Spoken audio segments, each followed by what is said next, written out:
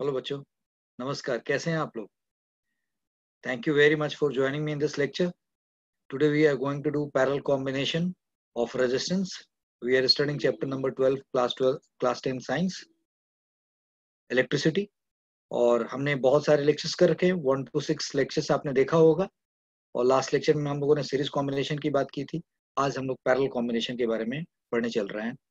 आपको बहुत मजा आएगा. और जो बच्चे, वीडियो के डिस्क्रिप्शन में आपको वो लिंक मिल जाएगा जहाँ प्लेलिस्ट का लिंक होगा, जहाँ से आप वीडियो अपने डिजायर्ड वीडियो आप देख सकते हैं. So let's come and study this particular lecture. So yes, we have to know parallel combination of resistance. तो सबसे पहले हमें समझना चाहिए कि पैरेलल कॉम्बिनेशन होता क्या है. What is called parallel combination. तो मैं आपके सामने ना एक एग्जांपल देना चाहूंगा पैरेलल कॉम्बिनेशन को समझाने के लिए. Look, I am saying that कि let's suppose there is one this guy. फिर एक दूसरा आदमी ऐसे खड़ा है, फिर ये तीसरा आदमी खड़ा है ऐसे, और ये चौथा आदमी ऐसे खड़ा है. This is fifth fellow, right. और ये आपस में कनेक्टेड है कुछ इस तरीके से, यानी कि इसका लेफ्ट इसका राइट है, ये आपस में कनेक्टेड है. these are connected, something like this. these are connected. ये राइट, ये आपस में कनेक्टेड है. सो इसका ये लेफ्ट है, इसका राइट है, इसका लेफ्ट है, इसका राइट है, इसका लेफ्ट है, इसका राइट है, फिर इसका लेफ्ट है, इसका राइट है, इसका लेफ्ट है, और ये इसका राइट है. We all know this is called series combination, यानी कि ये चेन है. This is called series combination, right. ये हमने ऑलरेडी पिछले लेक्चर में पढ़ रखा है. सीरीज कॉम्बिनेशन है. ओके.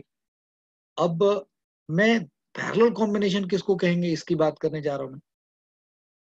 तो मैं एक बड़ा एग्जाम्पल मेरे दिमाग में आ रहा है आपके साथ शेयर करने के लिए. आप कभी ऐसा हुआ है कि किसी क्लासरूम में कोई टीचर पढ़ा रहा हो. Let's suppose there is a classroom और this teacher is teaching all of you, and ये आपके सामने, right, this teacher is teaching all of you.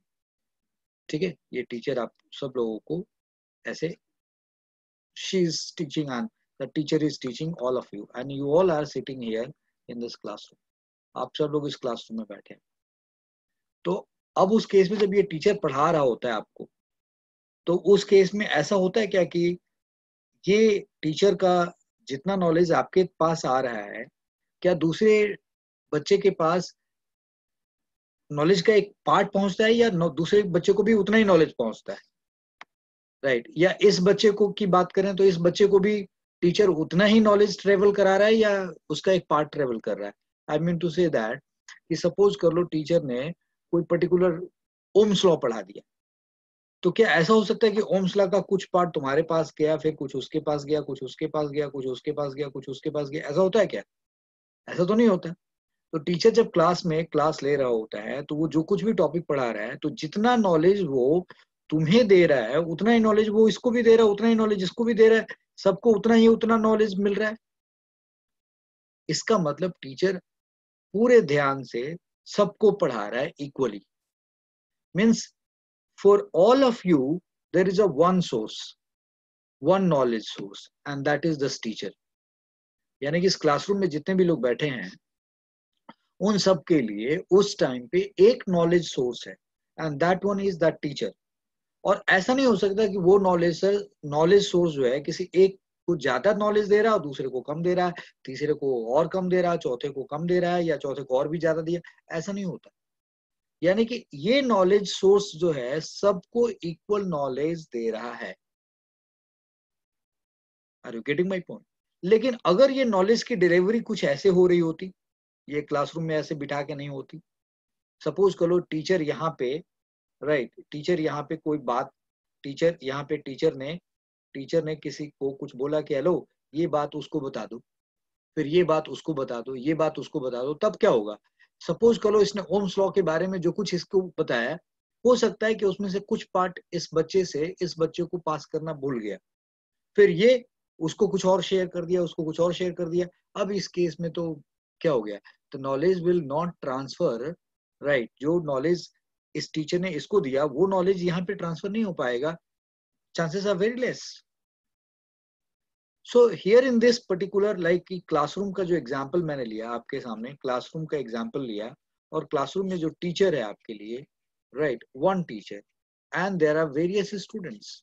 बहुत सारे स्टूडेंट्स हैं, S1, S2, S3 and S4, और उन सारे स्टूडेंट्स के लिए टीचर सेम सोर्स की तरीके से काम कर रहा है। You are getting my point? तो अगर मैं पूछूं, अगर मैं स्टूडेंट को एक रेजिस्टेंस मान लूं और टीचर को एक सेल मान लूं, स्टूडेंट को एक रेजिस्टेंस मान लूं और टीचर को एक सोर्स मान लूं, तो सेल मान लूं, पोटेंशियल डिफरेंस जिसके पास है, बैटरी मान लूं, तो मैं इस चीज को कैसे दिखाऊंगा? मैं कहूंगा देखो जी, ये टीचर है और इस टीचर के साथ क्लासरूम का एक बच्चा कनेक्टेड है, राइट। इस बच्चे को टीचर पूरा का पूरा जितना उसका नॉलेज है वो पूरा का पूरा नॉलेज इस बच्चे को दे रहा है। अगर उसी क्लासरूम में कोई दूसरा बच्चा भी आ गया तब भी वो टीचर क्या करेगा? पूरा का पूरा उतना ही ध्यान उस बच्चे पे भी जाएगा। तीसरा भी आ गया तो क्या होगा? इस बच्चे को भी उतना ही ध्यान देना पड़ेगा टीचर को। So in this situation all those students who are sitting in this class, ये सारे के सारे जो बच्चे क्लासरूम में हैं, they all are connected to the teacher in this particular fashion. यानी कि इस बच्चे के लिए, ए के लिए या बी के लिए या सी के लिए या डी के लिए, इन सारे बच्चों के लिए एक ही सोर्स है और ये सोर्स इक्वल अटेंटिव होकर के सबको पढ़ा रहा है, सेम नॉलेज दे रहा है, सबको डिस्ट्रीब्यूट कर रहा है। जो अटेंटिव है वो पूरा का पूरा नॉलेज ले रहा है, जो अटेंटिव नहीं है, जो ध्यान नहीं दे रहा है, यानी कि वो अपने आप को इससे कभी कनेक्ट कर रहा है, कभी टीचर के साथ कनेक्ट कर रहा है और कभी कनेक्ट नहीं कर रहा, तो जो टीचर के साथ पूरी तरीके से क्लासरूम में कनेक्टेड है तो वो टीचर की सारे नॉलेज को रिसीव कर रहा है। अगर दूसरा भी सर्किट में या टीचर के साथ पूरी तरीके से कनेक्टेड है, कोई लूज कनेक्शन नहीं है, तब भी वो टीचर का पूरा नॉलेज ले रहा है और ये भी पूरा नॉलेज ले रहा है और ये भी पूरा ले पा रहा है। लेकिन अगर इसका ध्यान पूरी तरीके से टीचर के नॉलेज डिस्ट्रीब्यूशन पे नहीं है या जो बता रहे हैं उस पे नहीं होगा, तो इसको डेफिनेटली उस केस में ये कहेगा यार मेरे को तो ध्यान नहीं दिया, मुझे तो कुछ कम समझ में आया। एनीवे, मैं इस एग्जाम्पल में आपको बात क्या रखना चाह रहा था? मैं ये बताना चाह रहा था कि देखो, all the students of a classroom, while teacher is delivering his lecture, that combination cannot be called series combination. That combination has to be called parallel combination, because for all the students the same teacher is there, the same source is there, and every child is connected to the same source if they are willing to. So such combination is called parallel combination. Why this is called parallel combination? What is the reason that we are saying parallel combination? क्यों कहा जा रहा है? तो जरा इस बात को हम थोड़ा ठीक से समझने की कोशिश करते हैं कि why we are calling it parallel combination. मैं आपके सामने ये दो लाइन ड्रॉ कर रहा हूँ, जरा आप बताना कि क्या है ये। एक लाइन मैंने ये ड्रॉ किया, राइट, और एक लाइन मैंने ये ड्रॉ कर दी। This two lines I have draw. And अब आप मुझे बताओ कि ये दोनों लाइन्स एक दूसरे के साथ पैरेलल हैं या नहीं है? They are parallel, in parallel or not? Yes, they are parallel lines. If you name this line 1 A और B और यहाँ C और D रख दो तो ये दोनों लाइन एक दूसरे के साथ पैरेलल में है। सो जो पैरेलल वर्ड है, पहले इस बात को समझेंगे हम। हमारे पास हिंदी में पैरेलल को हम लोग क्या कहते हैं? पैरेलल को हम लोग हिंदी में कहते हैं, I hope you all can read this, this is called समांतर। थोड़ा इसको और अच्छे तरीके से खोलें तो दिस विल बी समान अंतर, समान प्लस जोड़ प्लस दिस, समान अंतर। सो दिस इज पैरेलल, समांतर, समान अंतर मीन्स इक्वल डिफरेंस। तो अगर इस पॉइंट के सामने वाला ये पॉइंट ले लिया जाए तो इसके बीच में जो डिफरेंस है और यहाँ और इसके ठीक कॉरेस्पॉन्डिंग पॉइंट लिया जाए तो ये जो डिफरेंस है वो सेम है। That is why this is called parallel combination. ये पैरेलल वर्ड है, yes.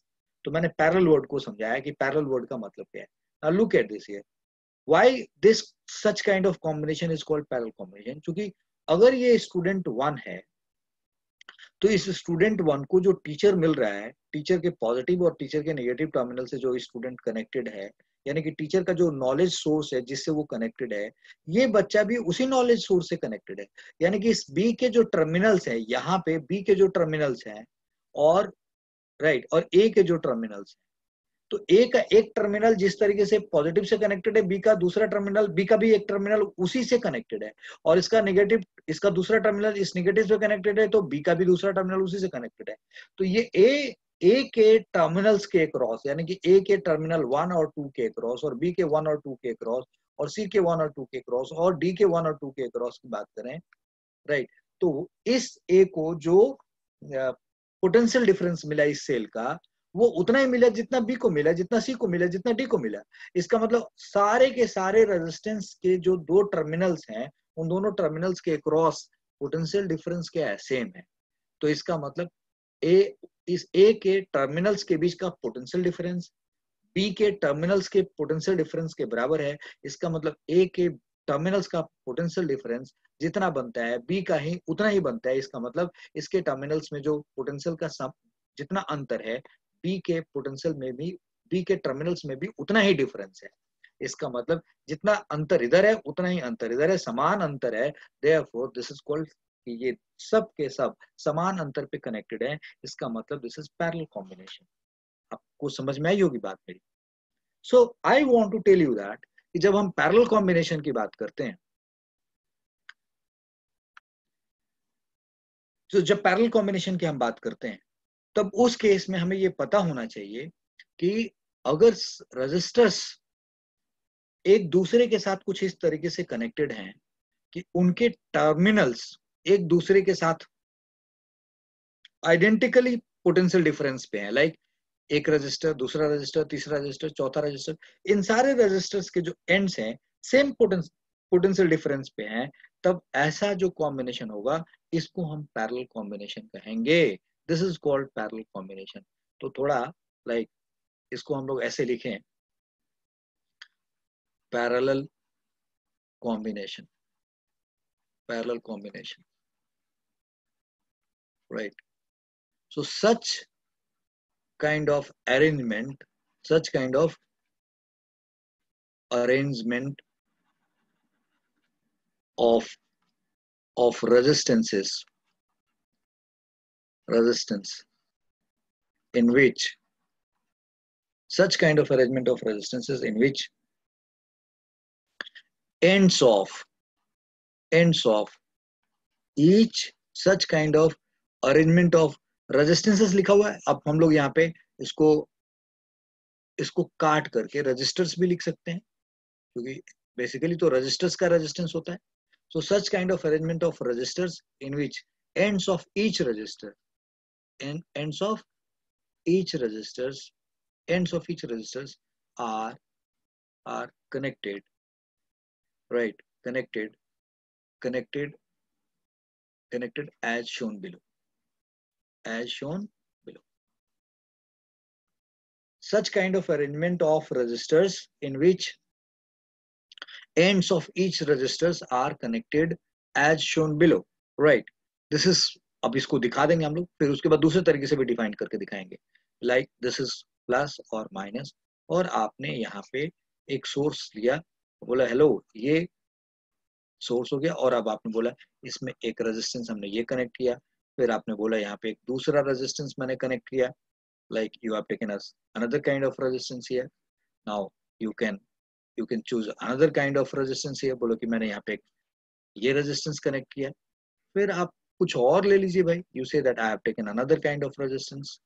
So if resistors are connected like this, आपका मन करे तो इसका नाम R1, इसका R2, इसका R3, इसका R4 and this is R3, like this, कि भाई हमने इस तरीके का कनेक्शन किया। Such kind of arrangement of resistors in which ends of each resistors are connected as shown below is known as parallel combination. Is known as parallel combination. Parallel combination. एक तो ये है कि हम इसको दिखा दें और फिर ऐसे समझाएं. There is another way of saying it also. There is another way of saying that. If one end of each resistor is connected to positive terminal and other end of each resistor is connected to the negative terminal of a cell, like if one end of each resistor, one end of each resistor is connected to one terminal of cell, and other end one terminal of one cell, like if one end of each resistor is connected to one terminal of a given cell, लिख दे, of a given cell or source or battery, जैसे भी लिख लें हम, right? If one end of each resistor is connected to one terminal of a given cell, source, battery, and the other terminal of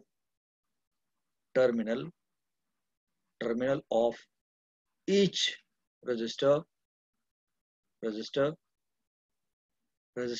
is connected to if and the other terminal of each resistor is connected to the another terminal of same source, same cell, source or battery. Then combination is termed as parallel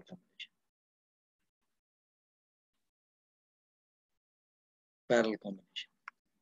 So what is being said that if one end of each resistor is connected to one terminal of given cell, कोई given cell है, source है, battery है, and the other terminal of each resistor, भाई जितने भी है, हम लोग ऐसे लिख सकते हैं, if one end of each resistor, other terminal के बजाय other end लिख देते हैं, other end of each resistor is connected to the another terminal of same cell or source or battery, right? Then combination is termed as parallel combination. Like you have taken R1, R2, R3, R4, इन सब का एक terminal cell के किसी एक terminal से connected है, इन सब का एक एंड सेल के किसी एक टर्मिनल से कनेक्टेड है, इन सब का दूसरा एंड सेल के किसी दूसरे टर्मिनल से कनेक्टेड है, सेम सोर्स के, राइट? तब उस केस में हम कॉम्बिनेशन को पैरेलल कॉम्बिनेशन कहेंगे. Now somebody can say that कि सर अगर मैं इसको ऐसे ले लूं, किसी ने ऑब्जेक्शन उठाने की कोशिश की इस बात पे, लुक मैंने ये प्लस माइनस एक लिया और एक ये ले लिया, एंड नाउ आई से लाइक दिस, लुक सर ये एक रेजिस्टेंस ऐसे लिया और फिर एक दूसरा रेजिस्टेंस ऐसे ले लिया मैंने. अब आप देखो सर ये R1 है और ये R2 है, राइट? एक हमें मालूम है कि इसमें ये जो बैटरी है, यहाँ पे जो बैटरी है, इस बैटरी में दो सेल है सर, एक सेल ये है और एक सेल ये है, इसका प्लस माइनस, इसका प्लस माइनस. तो सर देखो हमने इसका एक टर्मिनल यहाँ पॉजिटिव से कनेक्ट कर रखा है, इसका भी एक टर्मिनल पॉजिटिव से कनेक्ट कर रखा है, बट इसका जो दूसरा टर्मिनल है ये तो दूसरे सेल के नेगेटिव से कनेक्टेड है ना सर, तो यहाँ पे तो सेम सेल के दूसरे टर्मिनल से कनेक्टेड नहीं है. somebody can think like this. No, you please understand, ऐसा कंफ्यूजन नहीं पालना. क्या लोग का गिवन सेल, सोर्स और बैटरी, तो अगर एक सेल है तो ठीक है, और अगर हम बैटरी की बात कर रहे हैं तो भैया उस केस में this will be one battery. उस बैटरी का पॉजिटिव ये कहलाएगा और ये नेगेटिव ये कहलाएगा, क्योंकि जब सेल्स का कॉम्बिनेशन हो जाएगा तो वो बैटरी कहलाएगा. तो इस तरीके से आप समझिएगा इस बात को. तो ये हमने बताया कि पैरेलल कॉम्बिनेशन क्यों कहते हैं. लाइक इस रेजिस्टर्स को जितना पोटेंशियल डिफरेंस मिलेगा, लाइक अब मैं यहाँ पे कहूंगा लेट सपोज ये है +5 और ये है -5 वोल्ट और ये है -5 वोल्ट, यानी कि ये +5 वोल्ट पे और ये -5 वोल्ट पे, तो इनके बीच का पोटेंशियल डिफरेंस कितना हो गया, 10 वोल्ट का. तो 10 वोल्ट का पोटेंशियल डिफरेंस इसको भी मिलेगा, इसको भी मिलेगा, इसको भी मिलेगा, इसको भी मिलेगा. अब अगर आपको ये 10 वोल्ट और 5 वोल्ट और 5 और ये -5, ये लाइक अगर मैंने इस टर्मिनल का नाम प्लस रखा और इसका माइनस रखा, तो इसका पोटेंशियल पॉजिटिव है और इसका पोटेंशियल नेगेटिव है. अगर ये टर्मिनल ए और ये टर्मिनल बी है, तो आप इनके बीच का पोटेंशियल डिफरेंस कैसे निकालेंगे?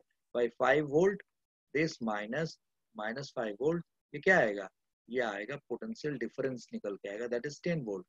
ये 10 वोल्ट आएगा. So this is how we have found it out. यानी कि इस रेजिस्टेंस के भी दोनों टर्मिनल के बीच का पोटेंशियल डिफरेंस वो 10 वोल्ट है, R2 का भी 10 वोल्ट है, R3 का भी है और R4 का भी है. बच्चों अब आपको पोटेंशियल डिफरेंस तो आता ही है, क्योंकि आपने पीछे के लेक्चर्स देखा ही है. अगर नहीं देखा है तो आप जरूर देखिए, और अभी तो फिलहाल इस लेक्चर पे फोकस करिए. बट अगर आपको बाय द वे पोटेंशियल को समझने में दिक्कत हो तो यू शुड रिवाइज और you should go and watch the another video. मेरे ख्याल से जो हम लोगों ने पोटेंशियल के लिए जो वीडियो बना रखा है वो लेक्चर 4 लेक्चर 5 में से कोई भी आप देखिए, लेक्चर 4 लेक्चर 5 जरूर देखिए, फिर आपको ये बात समझ में आएगी। तो इस तरीके से हम लोगों ने पैरेलल कॉम्बिनेशन को समझा कि अगर रेजिस्टर्स कुछ इस तरीके से कनेक्टेड हैं कि उनके टर्मिनल्स किसी एक ही सोर्स के एक पॉजिटिव टर्मिनल से कनेक्टेड हो जाए और सारे रेजिस्टर्स का जो दूसरा एंड है उसी सोर्स के नेगेटिव टर्मिनल से कनेक्ट हो जाए, तो हम उसको पैरेलल कॉम्बिनेशन कहेंगे। Means if one end of each resistor is connected to positive terminal of a given source and other end of each resistor is connected to the negative terminal of the same source, then the combination is called parallel combination। तो हम लोग इसको बहुत छोटा तरीके से लिखे तो इसको ऐसे भी लिख सकते हैं क्या कि if one end of each resistor connected to positive terminal of given source बोले तो सेल और बैटरी दोनों में से कुछ भी समझ लीजिए, सेल और battery, right. if one end of each resistor is connected to positive terminal of given source and other end of each resistor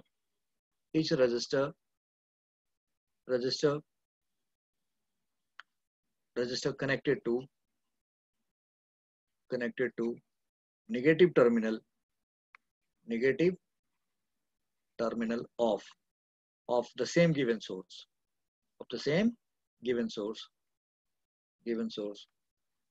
then combination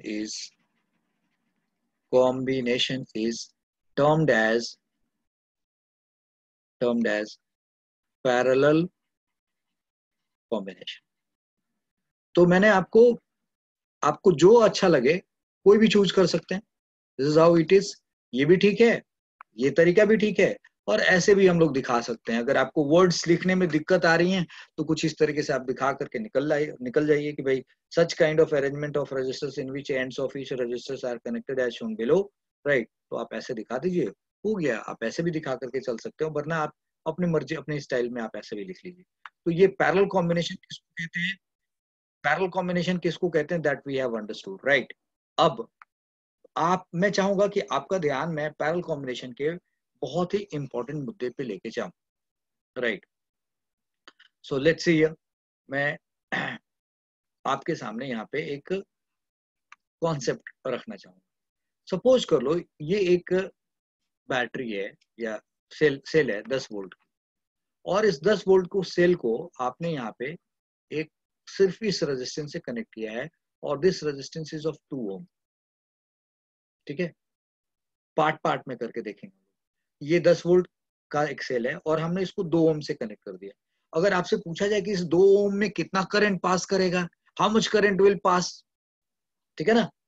इस 10 वोल्ट का एक सेल है और या बैटरी है, और इसको आपने 2 ओम से ऐसे कनेक्ट कर दिया। सो करंट इसमें कितना पास करेगा, how much current will pass. So current कितना होएगा भाई, तो सीधा से आप करेंगे, okay, that is V voltage upon R and that is 10/2 and you will say 5 ampere, sir, correct? All right, अब मैं एक काम कर रहा हूं, मैं इसके साथ, ये तो ऐसे कनेक्टेड है। आपको मैंने टीचर वाला एग्जांपल दिया ना कि ऐसा तो नहीं हो सकता कि जब टीचर ये क्लास में पढ़ा रहा हो, एक बच्चा आया तो टीचर का जो का पूरा नॉलेज था वो सेम सोर्स है, that is the same source, और वो टीचर अपने पूरे नॉलेज से वो इसको पढ़ा रहा है, एक बच्चे को पढ़ा रहा है। उसी टाइम पे कोई दूसरा बच्चा आ जाएगा तो टीचर की एनर्जी थोड़ी ज्यादा लग सकती है। मतलब एक के बजाय 2 बच्चा आ गया तो थोड़ा ज्यादा जील के साथ, ज्यादा उत्साह के साथ, या थोड़ा ज्यादा लाउडर बोलना पड़ेगा, या तीसरा बच्चा आ गया, चौथा बच्चा आ गया तो ज्यादा लाउडर बोलना पड़ सकता है, एनर्जी थोड़ी ज्यादा खर्च हो सकती है, बट नॉलेज तो same knowledge is being used. Yes, that's what the point is. तो जरा आप देखिए यहाँ पे, आप में से, यस,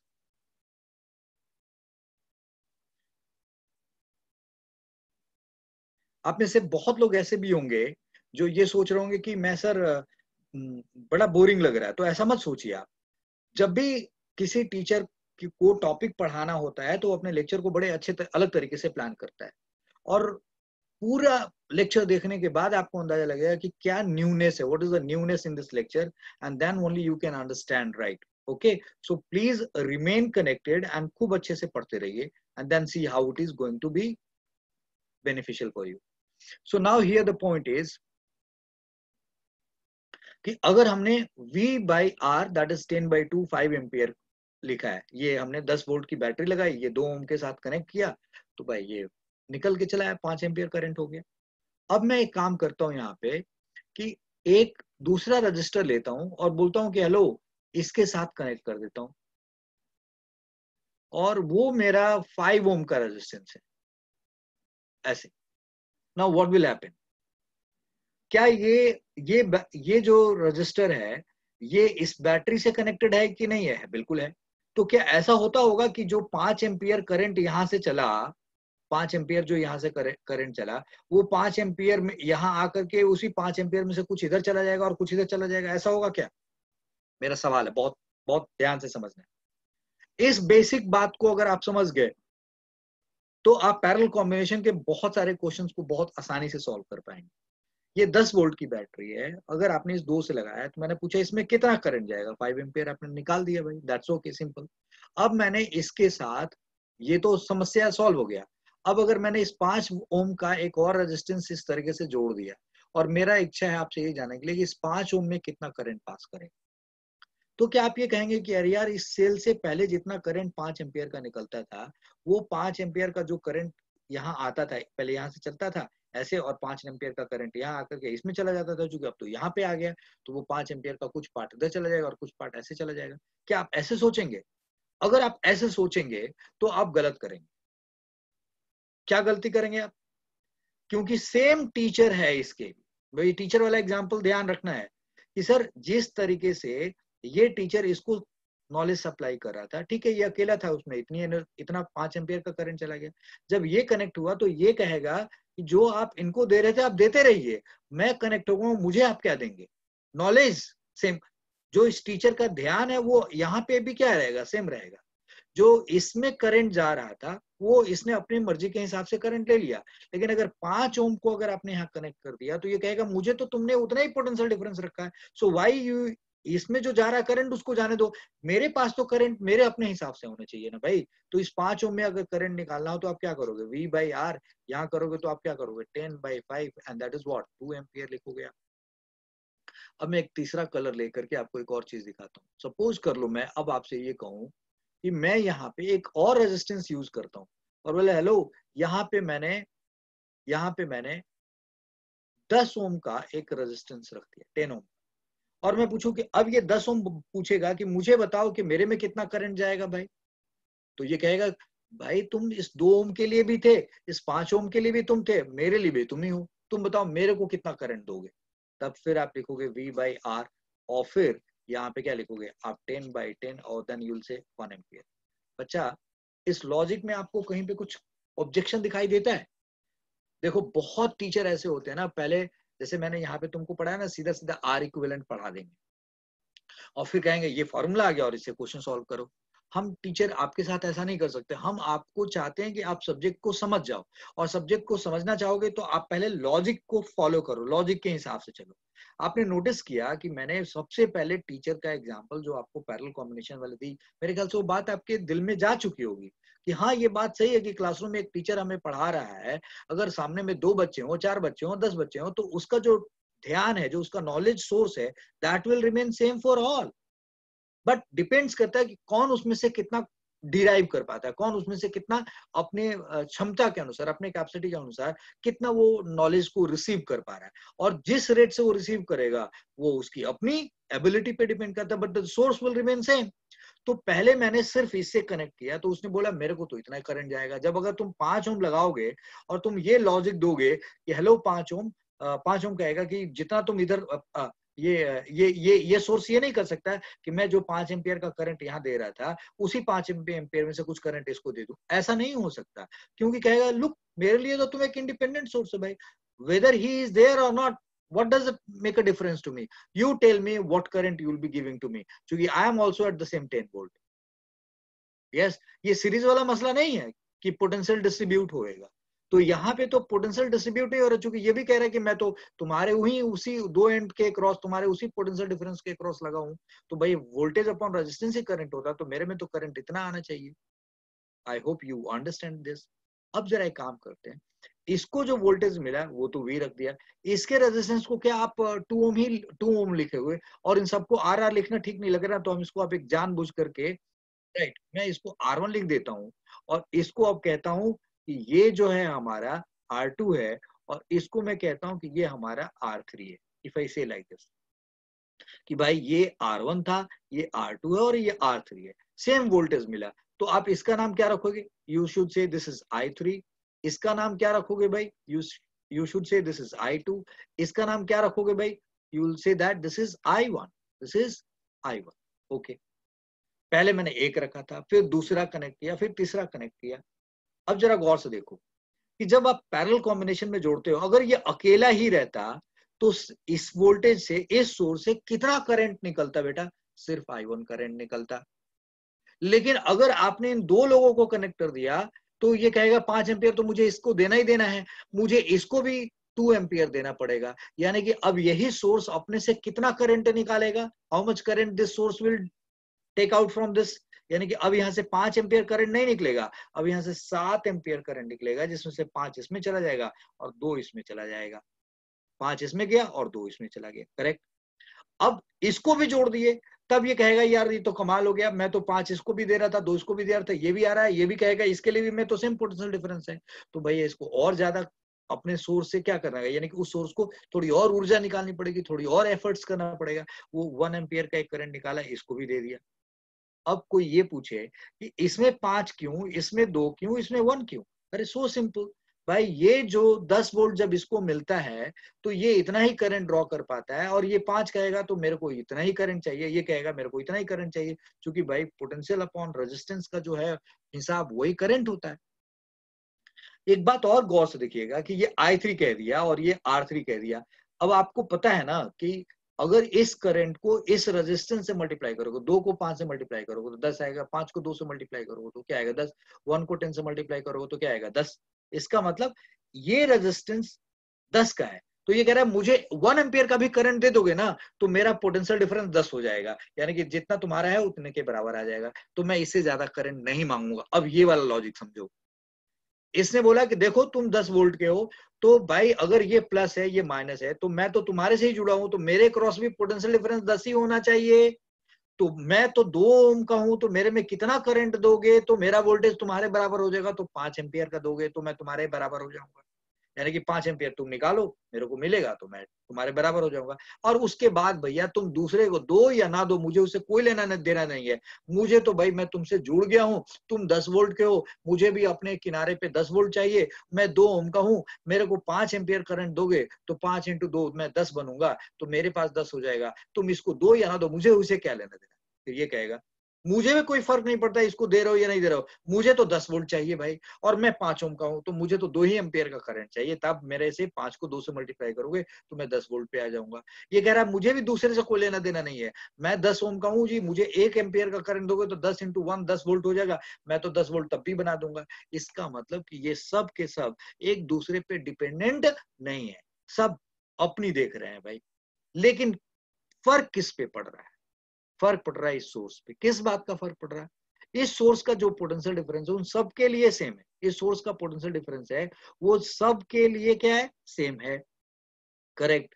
लेकिन अगर ये लोग नहीं होते, इफ ये 5 और 10 नहीं होते, तो ये सोर्स जो है सिर्फ 5 एम्पियर का करंट देने से काम चल जाता। और अगर ये भी कनेक्ट हो गया तो अब उसको 7 एम्पियर देना पड़ रहा है, और ये भी कनेक्ट हो गया तो उसको 8 एम्पियर करंट देना पड़ रहा है। इसका मतलब कि उस सोर्स को अपने से ज्यादा एनर्जी, जैसे जैसे रजिस्टर्स पैरेलल में और ज्यादा ज्यादा कनेक्ट हो गए, तो और ज्यादा और ज्यादा और ज्यादा उसको करंट देना पड़ रहा है।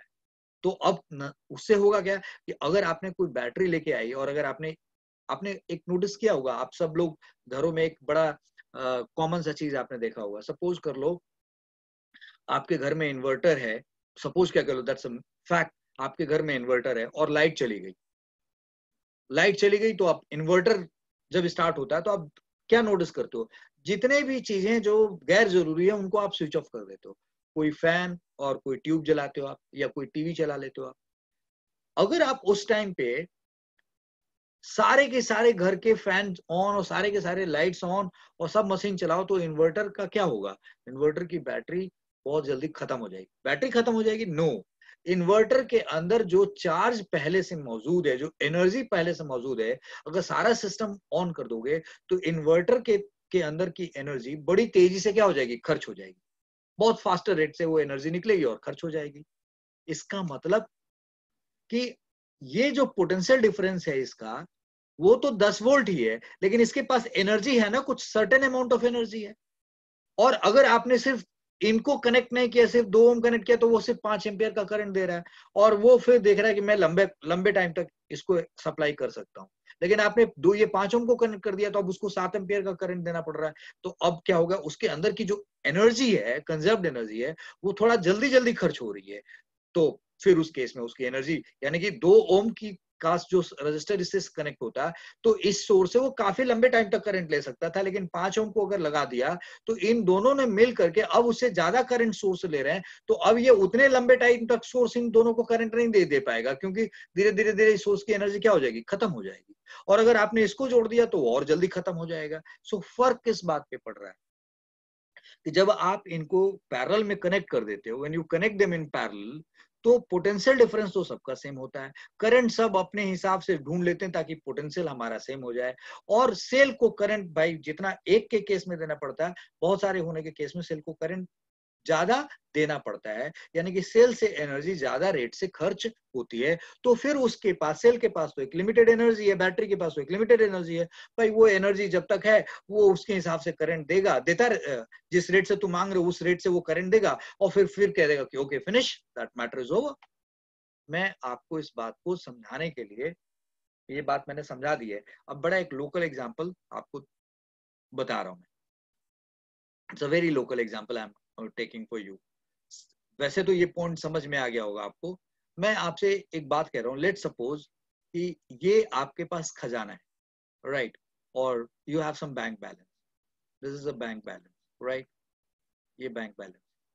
और अभी इस कोरोना के काल में, कोरोना के टाइम में बैंक बैलेंस है, ये कोरोना के टाइम पे सपोज आप एक स्टूडेंट हो और आपकी स्कूल की फीस जाती होगी, पापा अपने बैंक बैलेंस से, चूंकि he is not having any income, तो पापा अपने बैंक बैलेंस से आपको ये खर्च दे रहे हैं, और अपने, और ये सपोज करो घर को चलाने के लिए एक मिनिमम खर्चा चाहिए। Understand this example. ये आपके पास एक certain amount of bank balance है आपके पापा के पास, और अभी घर को चलाने के लिए एक मिनिमम खर्च जो है, जो बजट है वो कुछ होगा, राइट। तो वो अपने घर बैंक बैलेंस में से उसी रेट से पैसा निकालते होंगे और सोचते होंगे कि चलो मैं इसके साथ इस पैसे से तो 2-4 साल खा सकता हूँ भाई, जो मेरे पास बैंक बैलेंस है, अगर मैं ना भी कुछ करूँ तो। Now suddenly you say that कि मुझे स्कूल की फीस भी देनी है। तो अब क्या हो गया? अब पापा का जो बैंक बैलेंस है वो पहले जिस रेट से खर्च हो रहा था उससे कोई ज्यादा रेट से खर्च होएगा। पापा के लिए ये भी समस्या है और ये भी समस्या है, तो पापा को इस पे भी ध्यान देना है, इस पे भी देना है। अब पापा के इस पैसे का ज्यादा रेट से खर्चा होगा, तो क्या हुआ? बैंक बैलेंस तो नहीं बढ़ जाएगा ना, वो जो था वो उतना ही रहेगा। बट अब बैंक बैलेंस से जो पहले इतने को चाहिए था, सपोज एक्स अमाउंट ऑफ चाहिए था, अब ये कह रहा मुझे वाई चाहिए। यानी कि अब पहले बैंक बैलेंस किस रेट से खर्च हो रहा था? एक्स के रेट से खर्च हो रहा था। अब बैंक बैलेंस कैसे खर्च हो रहा है? एक्स प्लस वाई के रेट से खर्च हो रहा है ना। इसी टाइम पे सपोज कर लो तुम्हारे में से किसी एक की कोई रिलेटिव जो है, रिलेटिव बीमार पड़ गई, now some of your family member has got sick, तो अब क्या होगा? इसी बैंक बैलेंस से ये पैसा इधर भी जाएगा जी, तो ये खर्चा इधर चला आ रहा है। अब बैंक बैलेंस किस रेट से खर्च हो रहा है? X plus Y plus Z से खर्च हो रहा है। तो ये बैंक बैलेंस सिर्फ अगर अकेला एक्स होता तो ज्यादा लंबे टाइम तक टिकता, और मतलब ज्यादा लंबे टाइम तक ये कंटिन्यू हो सकता था। अगर एक्स और वाई ही सिर्फ खर्च हो रहे होते तो ठीक है, थोड़ा एक जितना एक पहले केस में चलता उससे थोड़ा वो कम टाइम तक चलेगा, और जेड के केस में तो और भी कम टाइम तक चलेगा। तो ये बात जैसे आप समझ रहे हैं, ठीक उसी तरीके से ये क्या है? एक सोर्स है। इस सोर्स के पास बैंक्ड है क्या? एनर्जी, और वो एनर्जी फिक्स है। अगर आप इस अकेले को चलाते हो तो वो उस एनर्जी से वो काफी लंबे टाइम तक इसको चला पाएगा, लेकिन आपने इसको जोड़ दिया तो कहेगा मैं इसके सेहत पे तो कोई फर्क नहीं डाल सकता, ये इसके सेहत पे कोई फर्क नहीं डाल सकता, और इसका इससे कोई लेना देना नहीं है, इसको भी खुश रखना है, इसको भी खुश रखना है, दोनों के क्रॉस सेम पोटेंशियल डिफरेंस पैदा करना है। तो उस केस में सेल क्या करेगा? ज्यादा तेजी से अपनी एनर्जी खर्च करेगा, फिर और जोड़ दोगे तो और तेजी से खर्च करेगा। सो फाइनली ये सेल बहुत लंबे टाइम तक जो अपनी एनर्जी है वो चला नहीं पाएगा, बहुत जल्दी ये पूरी एनर्जी खर्च कर जाएगा और फिर इस पूरे सर्किट में कोई करंट पास नहीं होगा। तो इसका मतलब ये हुआ, हम लोग जो क्वेश्चंस करेंगे ना, हमारे पास तो ये सवाल नहीं होगा कि भाई ये कब खत्म हो जाएगा, कब ये खर्चा हो जाएगा, इसकी एनर्जी कब खत्म हो जाएगी। अभी हम इसके बारे में बात नहीं कर रहे हैं। हमारा तो बेसिक पर्पस अभी इस बात पे है कि हमने ये इस एग्जाम्पल से भी और इस एग्जाम्पल से भी हमने ये समझ लिया कि भाई अगर हमने इसको कनेक्ट किया तो ये कहता है मुझे इतना करंट दो कि मेरा रेजिस्टेंस इतना है तो मेरा पोटेंशियल उतना ही हो जाए जितना तुम्हारा है। तुमने इसको जोड़ दिया है तो भाई अब तुम समझो, तुम्हें इसको भी देना पड़ेगा, बट मेरे में से कुछ नहीं दोगे तो इसको भी उतना ही पोटेंशियल पे आना पड़ेगा, इसको भी उतना ही पोटेंशियल पे आना पड़ेगा। तो बेटा अब अगर मैं सिर्फ इसी 3 के केस में लेके चलूं तो मैं पूछूं कि अगर ये तीनों कनेक्टेड हो तो इस सेल से कितना करंट निकलेगा, how much current this cell has given, तो उस केस में आंसर क्या होगा, I is equal to I1 plus I2 plus I3 होगा कि नहीं होगा, होगा ना। और तब उस केस में I1 को आप क्या लिखोगे, भाई V बाई R1, और I2 को क्या लिखोगे, V बाई R2, और I3 को क्या लिखोगे, V बाई R3। और अब आप इनका V कॉमन ले लोगे तो क्या लिखोगे, 1 by R1 plus 1 by R2 plus 1 by R3 लिखोगे कि नहीं लिखोगे, लिखोगे ना। Yes, this is what your I is. यानी कि इस सेल से कितना करंट निकला वो कुछ इस तरीके से निकलेगा। That's correct. ये इतनी बात समझ गए आप। तो मैंने पूछा कि टोटल कितना करंट निकला भाई, तो वो आप बता दोगे। तो यानी कि अगर आई निकालना, सपोज करो ये वोल्टेज वी दे रखा है दैट इज 10, और यहाँ पे क्या करोगे 1/2 प्लस 1/5 प्लस 1/10 ऐसे करके आप सॉल्व कर लोगे तो यहाँ से आई निकल जाएगा। That's correct. I hope you have understood. तो इस आप तो वीडियो देख रहे हैं, अगर आप यहाँ तक समझ गए तो ठीक है, वरना आपको लगेगा कि जहां से मुझे बात अच्छे से नहीं समझ आ रही आप पीछे जाइए और फिर वहां से आइए, इस तरीके से भी आप उसको देख के समझ सकते हैं। तो मैंने बड़ा इंपॉर्टेंट बात आपको बताई है कि पैरेलल, ये कॉम्बिनेशन पैरेलल है। पैरेलल कॉम्बिनेशन में क्या खास बात दिख रही है कि भैया सारे रेजिस्टर्स को सेम पोटेंशियल मिलता है, राइट। किसी का दूसरे से कोई लेना देना नहीं है पोटेंशियल के मामले में, सबको करंट अपने हिसाब से मिलता है ताकि उनका पोटेंशियल उसके बराबर हो जाए, किसके, सोर्स के बराबर हो जाए। तो इस बात का ध्यान रखना होगा। और अगर रेजिस्टर्स को पैरेलल में हम बढ़ाते जाएंगे तो सेल से निकलने वाला करंट भी क्या होता जाएगा, बढ़ता जाएगा। ये बेसिक बात हमने सीखी है। Is that clear. तो मैं, अगर आप ये सीख गए हो तो मैं आपके सामने एक छोटा सा, ये समझाने के लिए था, एक छोटा सा सवाल आपके सामने रख रहा हूं और फिर इसको मैं आपको पढ़ाऊंगा। सो लेट्स सी, एक बहुत सिंपल सा क्वेश्चन रख लिया मैंने यहाँ पे, and something like this, I have taken one battery here like this, ऐसे, और बोलो जी इसके साथ हमने एक, राइट, एक और रेजिस्टेंस और एक और रेजिस्टेंस हमने ऐसे कनेक्ट कर दिया, we have connected like this. और मैंने बोला ये है 20 वोल्ट की बैटरी, और ये है 5 ओम का, और ये है 10 ओम का, और ये है 2 ओम का। This is of 2 ohm. Is that okay now. मेरे ख्याल से ओके। तुम कहोगे कि तो सेम ले लिया सर, तो चलो एक काम करते हैं, इसको हमने 5 ले लिया, इसको 10 ले लिया, और इसको हम 12 ओम का कर देते हैं। 12 ओम का हमने ले लिया और ये 20 वोल्ट ले लिया। मैं आपसे ये पूछ रहा हूँ, फाइंड, सवाल है मेरा, find find current, current in each resistor, current in each resistor, यानी कि सब में कितना करंट पास हो रहा है वो निकालो। ईच रेजिस्टेंस भी लिख सकते हैं, रजिस्टर बेटर है, बट बहुत लोग आपको रेजिस्टेंस ही लिखते हुए मिलेंगे, तो आप भी ईच रेजिस्टेंस लिख लीजिए, right.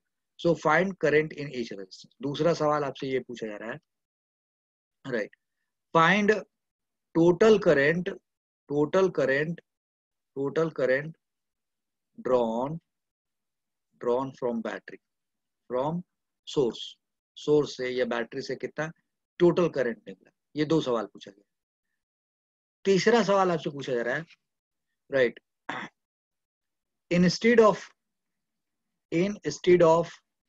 these three, instead of these three, ये जो 3, that is 5 ohm, 5 ohm, 10 ohm, 10 ohm and 12 ohm, instead of these three, if one resistance is connected to same source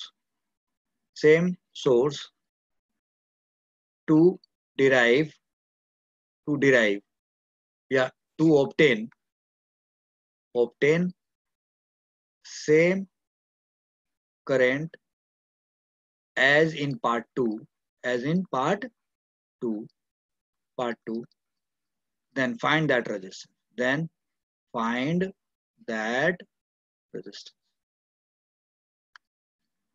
आपको समझ में आया?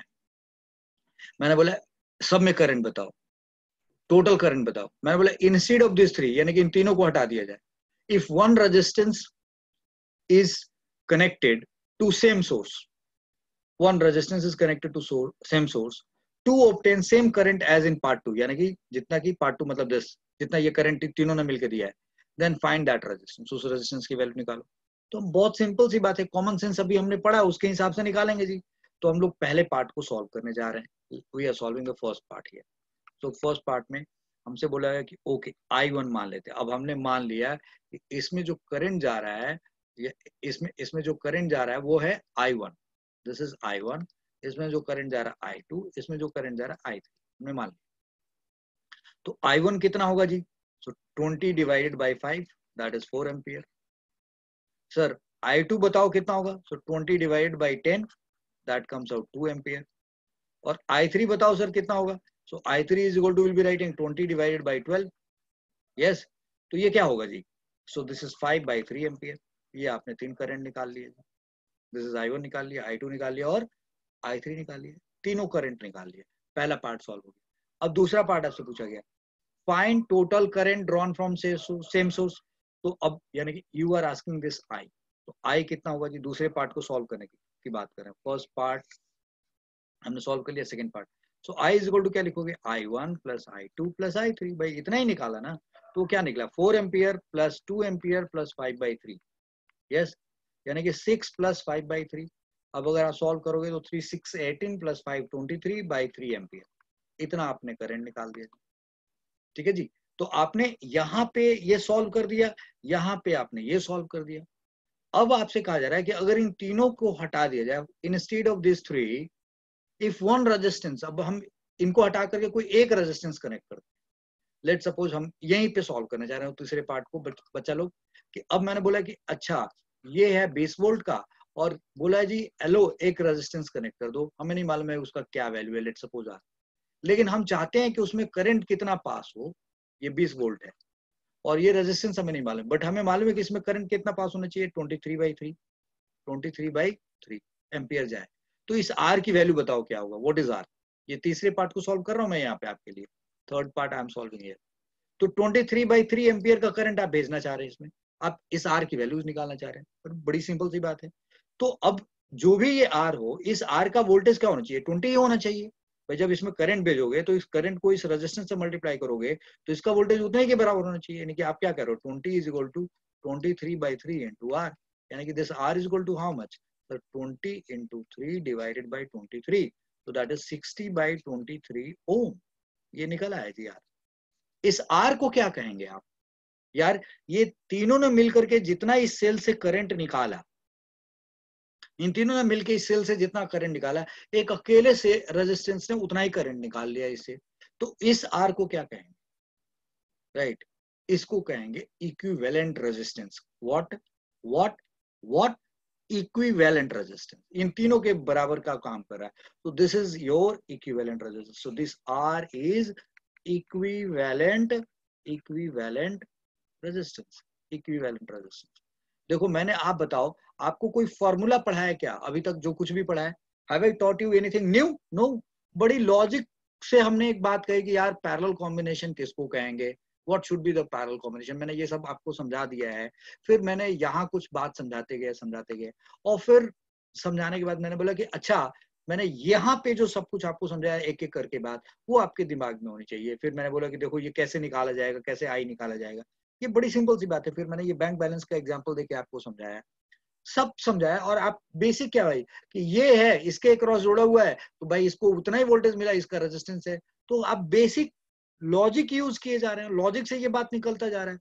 मैंने कोई फॉर्मूला आपको अलग से अभी नहीं पढ़ाया है. सिर्फ वो V voltage upon resistance current होता है। मैंने ये बात आपको पहले से मालूम है, मैंने उसी बात को लेकर के आगे चला है।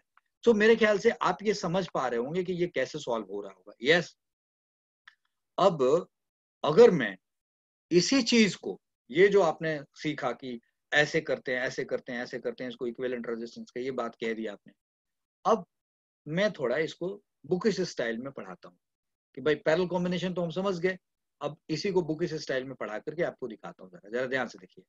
So now look at this here. मैं आपको कह रहा हूँ derive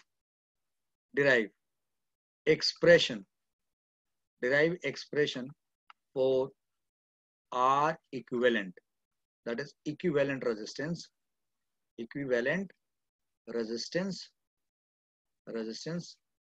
in case of parallel combination,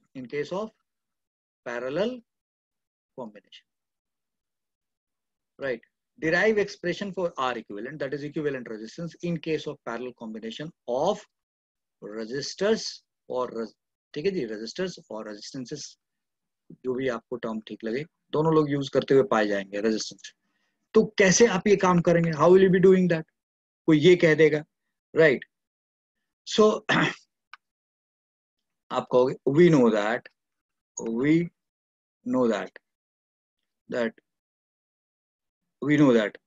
R1 R2, या वी नो दैट के बजाय ठीक है, we know that R1 R2 and R3, we know that R1 R2 and R3 are connected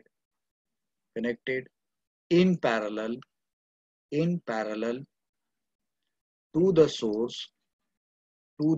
source in given arrangement below.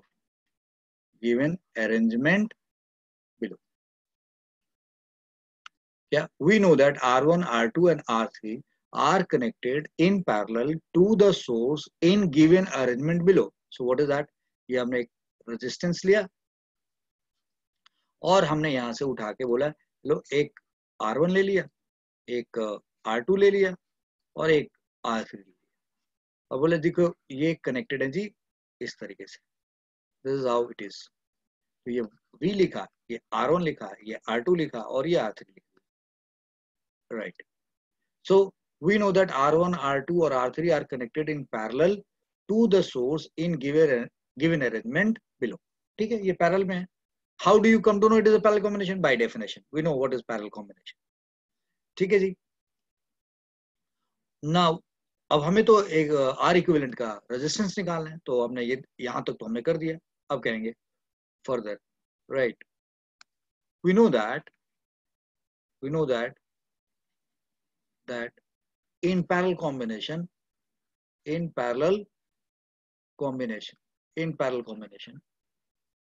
each resistors have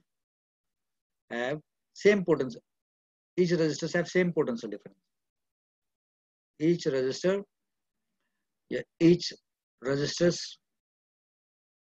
have same potential difference. Each resistor is having, we know that in parallel combination each resistors have same potential difference. Potential पढ़ लोगे बच्चा आप लोग? This is same potential difference. I'm helping you to write this.